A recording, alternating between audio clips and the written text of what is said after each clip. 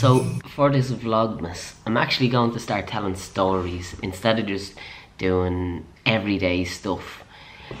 Because everyday stuff I think is kind of boring, isn't it? It's kind of just like, I don't know, I wake up, I do something, and then I say good night, and I'll see you tomorrow.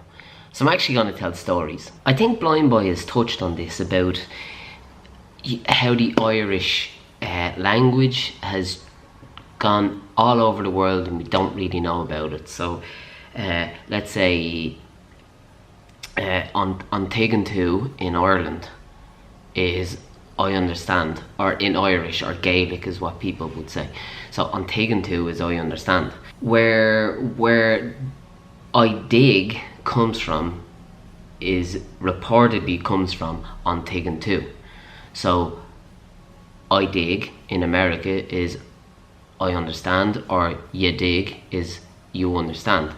So where the Irish went over as not slaves, because they weren't slaves, they could work off their slavery. So they would have, I suppose, in a loose term, slaves, because they worked with slaves.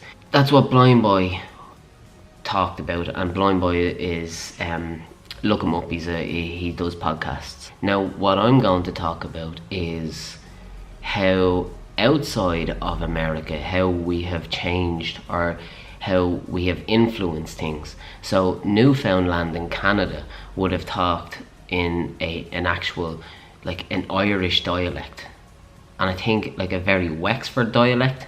Newfounders, I think, is what they're called. That, like Canada, we don't really have that much of a population, an Irish population, or migrants in Canada. But I suppose when you go to America, then you're gonna go to Canada as well, I suppose. In Jamaica, Jamaicans actually call a tank top a ganzi, and a ganzi is a jumper in Ireland, in Irish. Like in Jamaica, that's crazy.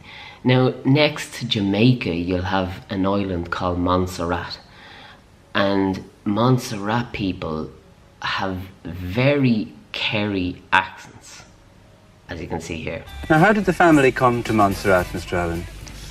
Well, the Irish people came to Montserrat on account of Cromwell, where was exiled. We have Allens, Daly, Sweeney's, Ryan. Like, it's such an Irish accent. What's even more fascinating is that it's the only other country outside of Ireland that has a national holiday on Paddy's Day, and then their flag has a girl playing a harp. That is mental. Another thing, in Arabic, skin is knife. In Ireland, skin is knife. So skin and skeen is very, very similar. In Morocco, they have people who have really red hair and really pale skin, like in Ireland. And when I went over, I couldn't get over it. I was looking, I actually asked Yaz, what is going on here? Now you can actually trace spice ships or spice trades from Algeria and Morocco to Cork. And I had a client who, like, her dad was doing a thesis in Argentina, and the thesis was people in Argentina, when they spoke English, they spoke it in a Wexford accent. What happened in Wexford that transports themselves to Argentina and Canada? Like that's a bit crazy. That doesn't, like, you would think maybe from the west coast of Ireland, not much Wexford. Now I know Wexford was one of the first places that the Normans would have came over from France to Wexford. So maybe then they settled there and then took off from Wexford and then went over to the Americas. So that's a bit of a history lesson for you and a bit of a story. And yes, I will talk to you tomorrow.